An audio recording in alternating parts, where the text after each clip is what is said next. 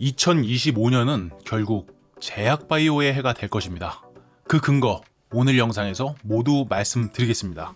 오늘의 영상 바로 시작합니다. 안녕하세요 여러분, 주식 나침판입니다. 우선 현재 시장 흐름을 체크해보면서 종목 설명까지 안내해드리겠습니다. 전일 미국 증시는요, 대만의 폭스콘, 실적 호조에 따른 AI 반도체주가 강세를 보여주었고요. 특히 트럼프 팀에서 대선 공약이었던 보편 관세를 핵심 수입 품목에만 적용을 검토하고 있다라는 카더라 소식통이 전해지면서 선별적인 과세 부과 가능성이 높아졌음에 따라 미국 증시는 상승하는 경향을 보여줬습니다. 물론 그 직후 트럼프는 반박을 했지만 시장은 아니 땐 굴뚝에서 연기가 나오랴 하며 관세 정책의 변화를 긍정적으로 검토하는 흐름을 보였던 것이죠. 다만 미국 증시는 3대 지수가 모두 상승한 게 아니라 기술주 중심의 나스닥 지수만 1.24%가량 상승을 했고요. 우량주들이 포진되어 있는 다우지수의 경우 오히려 마이너스 0.06%가량을 기록하면서 소폭 조정의 형태를 보이며 나스닥과는 다소 양극화를 나타내기도 하였습니다. 특히 좀 전에 말씀드렸던 폭스콘이라는 기업은 세계 최대 전자제품 위탁 생산업체인데요. AI 관련 사업의 호조로 지난해 4분기 말 647억 2천만 달러의 매출을 올렸습니다. 한화로 약 95조 원이 넘는 금액인데요. 분기 기준으로 봤을 때 사상 최대치를 기록한 것이죠. 또한 엔비디아 CEO인 젠슨 황의 CES 2025 기조 연설을 앞두고 엔비디아는 장중에 152달러를 돌파하는 등 상당한 기대감을 보여주었습니다. CES 2025의 초반 연설을 살펴보면 주요 포인트는 양자 암호, AI, 로봇 키워드가 주요 포인트였고요. 전반적으로 CES 일정의 수혜주들은 셀온 영향권으로 큰 반등은 없는 상태이죠. 다만 그 중에서 양호한 흐름을 보여주는 섹터가 하나 있었습니다. 바로 제가 지겹도록 설명드리고 있는 바이오 섹터이죠. 리가켄바이오 같은 경우에는 제가 최근에 21선 이탈했을 때도 앞 저점에서 형성된 지지점을 보이고 있다. 그렇기 때문에 해당 구간에서는 접근을 해도 된다라는 말씀을 드렸습니다. 그 이후에 벌써 약 35%가량의 상승이 나타나고 있는 상황이고요. 특히 오늘은 ABL 바이오, 알테오젠, 리가켄바이오 등 바이오 플랫폼 3인방 모두가 양호한 흐름을 보여주고 있는데요. 자, 보시게 되면은 제가 최근에 콕 집어서 말씀드렸던 종목 리가켄바이오가 가장 강한 흐름을 보여주고 있어서 다행스러운 부분이긴 합니다.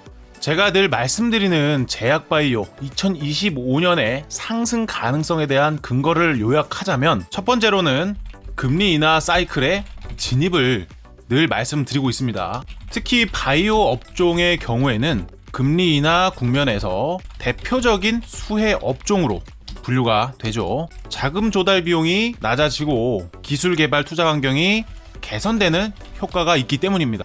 특히나 이번 금리 인하로 인해서 성장주 중심의 자금 흐름이 강화되면서 바이오 섹터의 매수세가 집중되고 있기에 바이오 업종이 주도 업종이라는 사실은 이미 기정사실화 상태입니다. 두 번째는 글로벌 제약 바이오 시장의 기술력을 인정받고 있습니다. 거기에 라이선스까지 확대되고 있는 흐름을 보여주고 있는데요. 최근 국내 바이오 기업들이 글로벌 임상시험과 기술 수출에서 성과를 내고 있습니다. 그중 특히나 알테오젠, 셀트리온, 삼성 바이오로직스 등 주요 기업들이 이미 글로벌 기술 수출 및 협력 체계를 확립하면서 상승 가능성을 입증하고 있습니다. 자, 세 번째입니다. 정부의 바이오 헬스케어 산업 지원 강화. 한국 정부는요, 바이오 헬스케어를 미래 산업으로 선정하고 적극적인 정책 지원을 예고하고 있습니다. R&D라든지 세제 혜택, 규제 완화, 임상시험 지원 확대 등 바이오 기업들의 성장 기반을 강화하고 있다는 점을 참고할 필요가 있겠고요. 또한 글로벌 바이오 제약 박람회와 학회 참여를 통해서 국내 바이오 기술력에 대한 글로벌 노출도 증가하면서 투자 유치의 가능성을 높이고 있는 시점입니다. 그렇기 때문에 저는 2025년 최소한 상반기까지는 바이오 업종이 주도할 것이다 라는 저의 주장을 단 한 번도 굽힌 적이 없습니다. 자, 리가켄바이오 일봉 차트입니다. 정말 이쁘지 않습니까? 이 저점을 올려가는 상승 추세선의 향연이 꺾일 줄 모르고 지속적으로 상방으로 이어지고 있는 그런 트렌드를 보여주고 있습니다. 고점도 마찬가지죠. 고점도 계속적으로 높여가는 그런 흐름을 보이고 있다는 거. 이건 쉽게 말해서 여전히 상승 진행형이라고 볼 수가 있겠고요. 자, 거래량을 보시게 되면 해당 구간에서 엄청난 거래량들이 유입됐습니다. 그러나 주가가 올라가는 과정에서 해당 구간을 뛰어넘는 거래량이 나오지 않았다는 것은 해당 구간에서 진입했던 스마트머니, 즉 수급의 주체는 아직까지 빠져나간 흔적이 전혀 보이지 않는다라는 것입니다.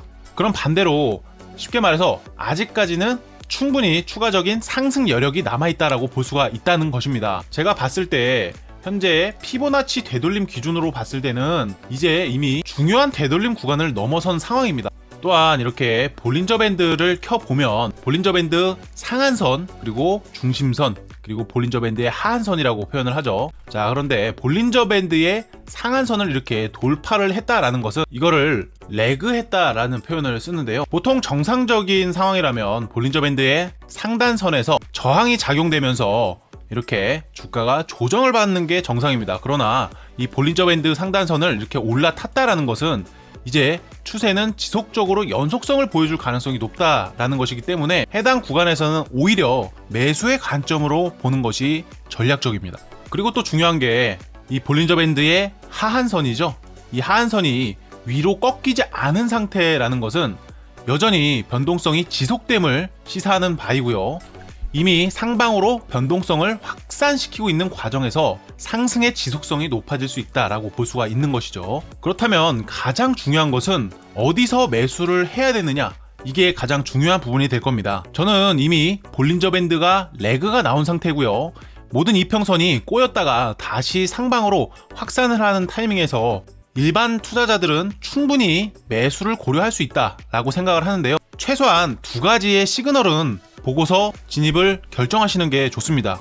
물론 이러한 두 가지 시그널은 실시간적으로 반영이 되는지 여부에 따라서 주가에 선반영이 되기 때문에 해당 포인트들은 영상 내에서 안내해드리기에는 한계가 있습니다. 따라서 이렇게 시황 안내해드리고 있는 텔레그램방, 카톡방에서 실시간으로 종목 추천, 매수가, 매도가, 그리고 대응 방안에 대한 관점 브리핑까지 남겨드리고 있으니까요. 화면에 보이는 전화번호를 통해서 숫자 1번이라고 문자 보내주시면 카톡방이나 텔레그램방을 선택하셔서 링크 타고 들어오시면 되겠습니다.